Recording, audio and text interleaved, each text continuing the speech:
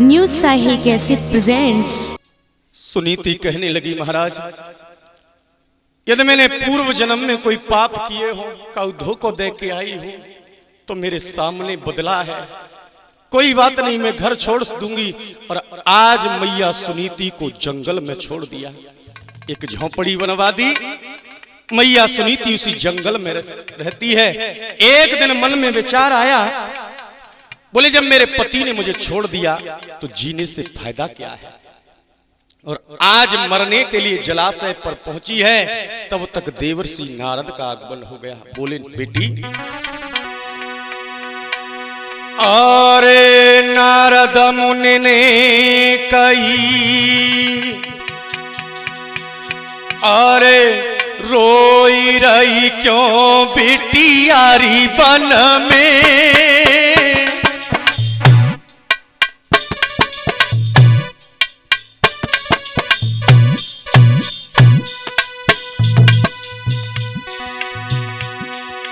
अरे रोई रही क्यों बिटिया बन में, तो पे कौन सी विपदा पड़ी तुम्हारे का चिंता मन में। कौन सी विपदा पड़ी,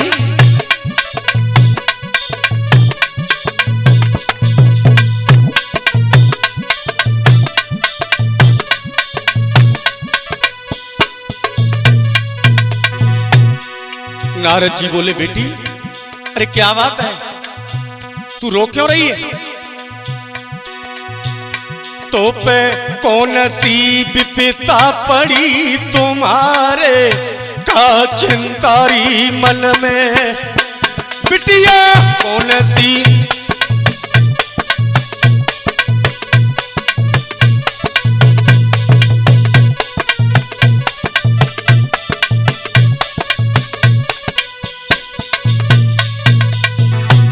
आज जैसे देवर्षि नारद ने कहा, अरे रोई गई पतिव्रता नारी। आज मैया सुनीति की आंखों में आंसू आ गए। अरे रोई गई पतिव्रता रानी, मेरे नाए भाई संतान के सूली रह गई रजदानी। मेरे नाए भाई,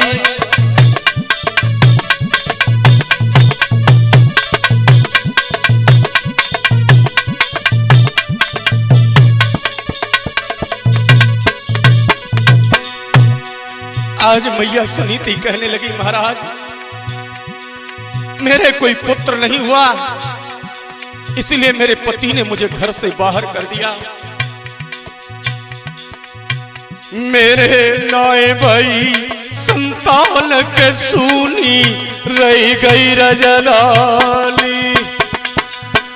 मेरे नाए भाई संतान,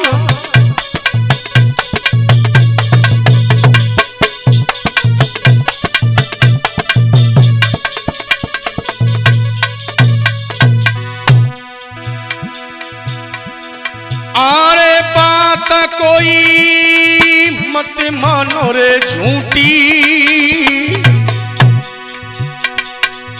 भैया होनहार बलवान हार तू निकल गई खूंटी। बोले होनहार,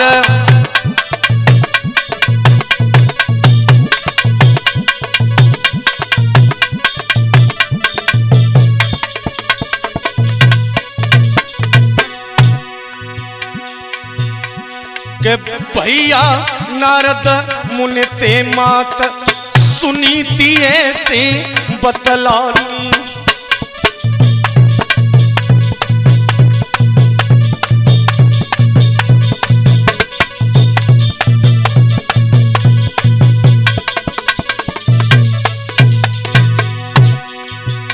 और ऐसे बतलानी माता, ये ऐसे बतलानी।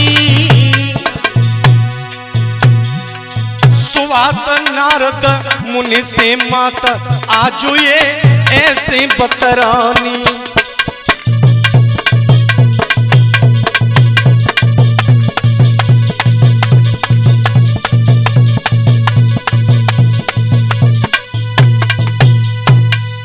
आज मैया सुनीति कहने लगी, महाराज मेरे कोई संतान नहीं है, इसलिए मुझे घर से बाहर कर दिया है, इससे मर जाऊं वही ठीक है। देवर्षि नारद बोले, बेटी चिंता मत कर, जा आज मैं तुझे वरदान देता हूं कि 1 वर्ष के अंदर तेरे पुत्र हो जाएगा। मैया सुनीति तो हंसने लगी, महाराज अरे आज मैंने जान लिया कि संत लोग भी झूठ बोलते हैं। अरे जिसके पति ने जिसे छोड़ दिया, क्या उसके पुत्र हो सकता है?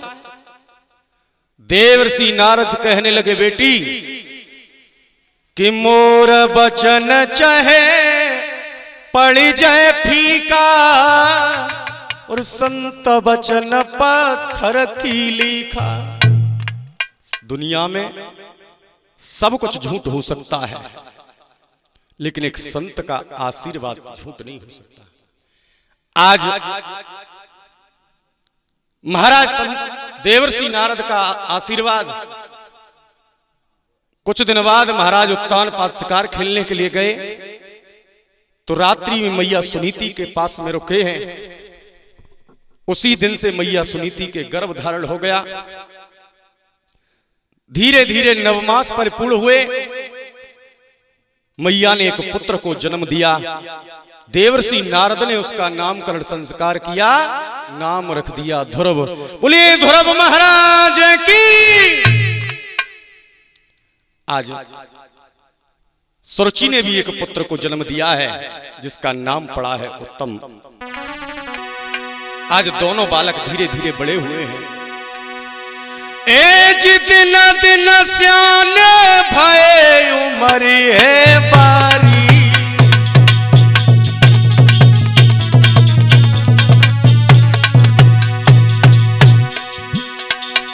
आज ध्रुव और उत्तम दोनों धीरे धीरे बड़े होने लगे हैं।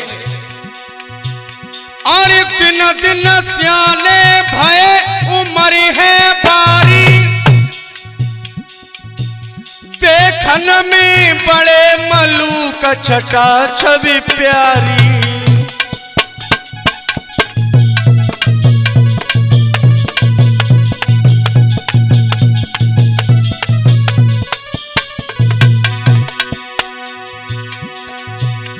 महाराज समय जब गयो वहां पे भी, और खेलन काबिल भय लाल। और खेलन काबिल भय पुमर। उन दोनों में बढ़ गई प्रीति, खेलन काबिल।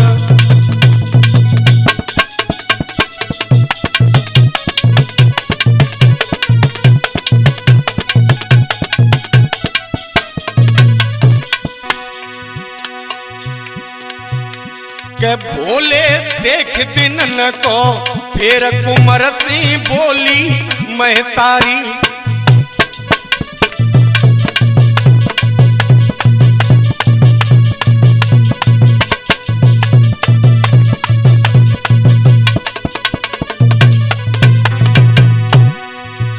और बोली महतारी, ध्रुव से बोली महतारी के भैया देख दिनन को, फिर कुमर से बोली महतारी।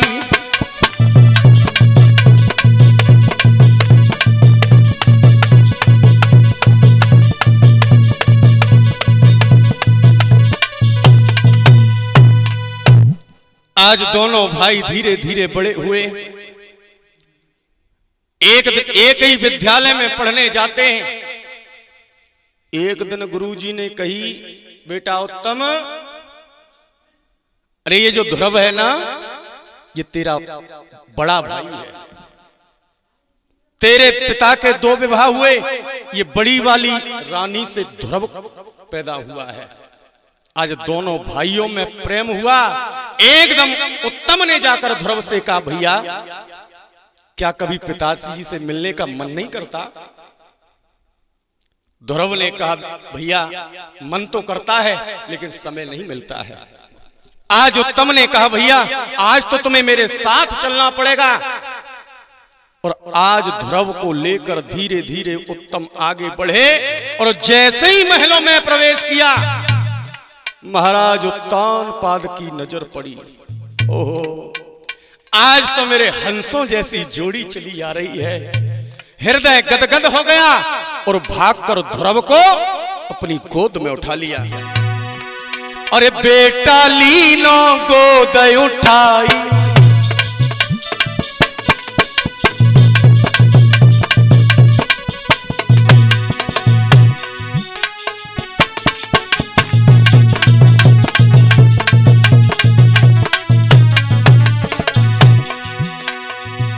और बेटा लीनो है गोद उठाई।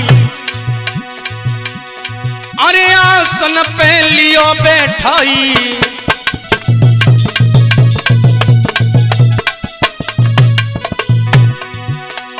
अरे मन में ये रहे हरसाई, मोह पे कृपा करी दुराई।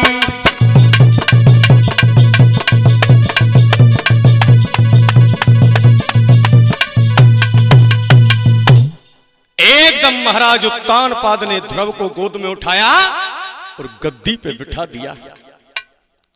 और जैसी गद्दी पे बिठाया, काऊ चुंगल ने जाकर सुरुचि से कहा, सुरुचि बावरी तेरो तो है गयो पत्ता साफ, तेरो बेटा जमीन पे खड़ो है और तेरी दासी का बेटा, तेरी सौत का बेटा गद्दी पे बैठा है। और एक बात कहूं ना, जाके अंदर जैसे संस्कार पड़े होते वो कभी बदल नहीं सकते। सुरुचि है तो एक रानी, लेकिन आचरण बड़े गलत है। और भागकर ध्रुव के पास में आई, एक धक्का मारा, ध्रुव धड़ाम से जमीन पर गिर गए। उत्तानपाद की ओर देख रहे हैं लेकिन उत्तानपाद ने नहीं उठाया। तो ध्रुव धीरे धीरे रोते रोते आगे बढ़े हैं। साहिल भाई, अरे 5 वर्ष को ध्रुव पुत्र जब मैया ढिंग आयो,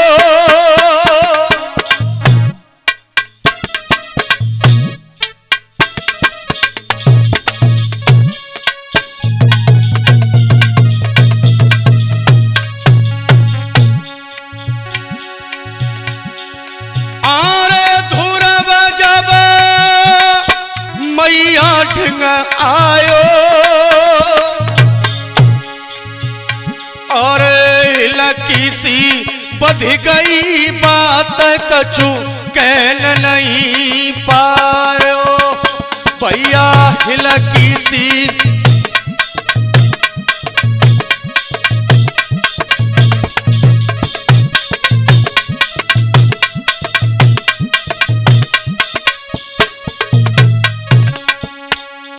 आज ध्रुव जी धीरे धीरे मैया सुनीति के पास में पहुंचे। आंखों में आंसू बह रहे हैं, आवाज नहीं निकल रही है। और हिलकी सी भर गई बात, कछु कहन नहीं पायो।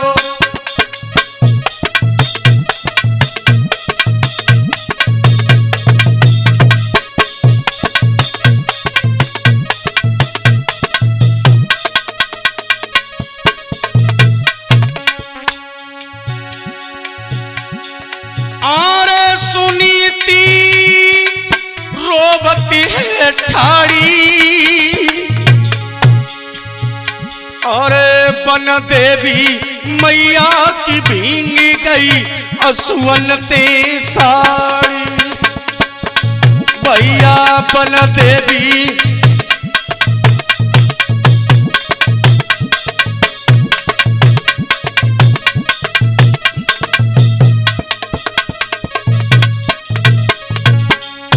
आज जैसे ही ध्रुव को रोते देखा, मैया सुनीति के भी आंसू नहीं रुके हैं।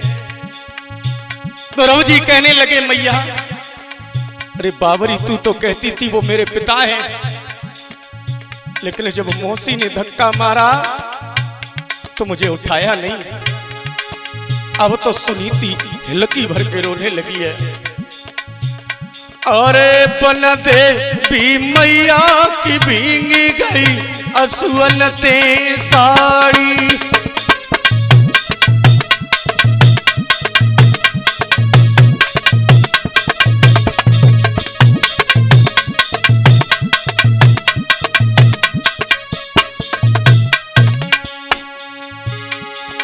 और सुनीति लकी भरी रोई,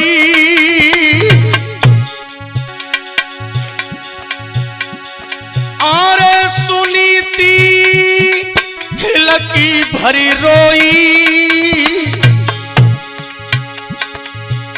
और गयो पिता दरबार पिता तेरो बन गयो निरमोई। बेटा गयो पिता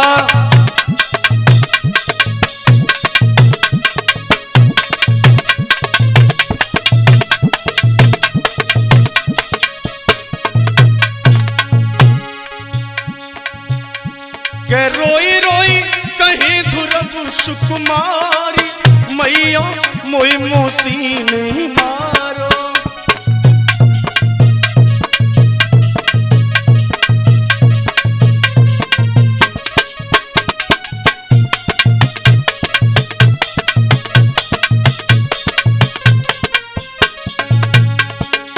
गौरव जी कहने लगे मैया, अरे तू तो कहती थी वो मेरी माँ है, उसी माँ ने मुझे धक्का मारा है कि रोई रोई कहीं धुरब सुकुमारी।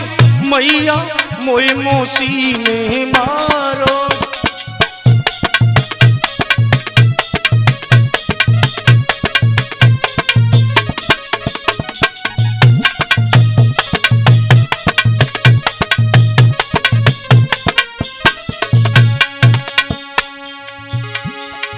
कि खेलत खेलत दो भैया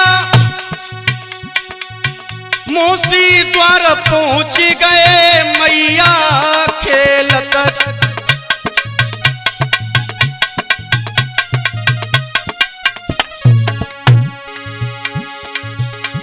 के अरे मोई पिता ने लियो उठाई।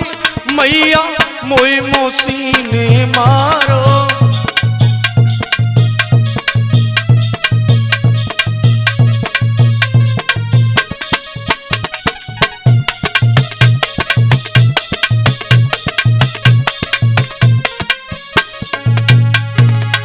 गौरव जी कहने लगे मैया, मैं उत्तम के साथ में जैसे ही महलों में गया तो पिताजी ने भागकर मुझे गोद में उठा लिया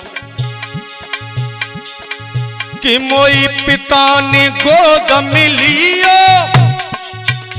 मौसी को पजर गयो हियो मोई।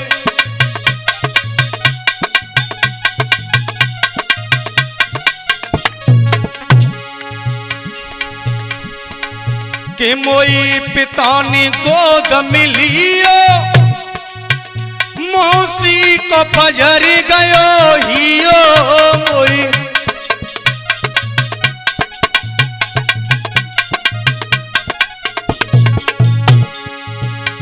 के अरे में दियो धक्का मारी। मैया मोई मौसी ने मारो।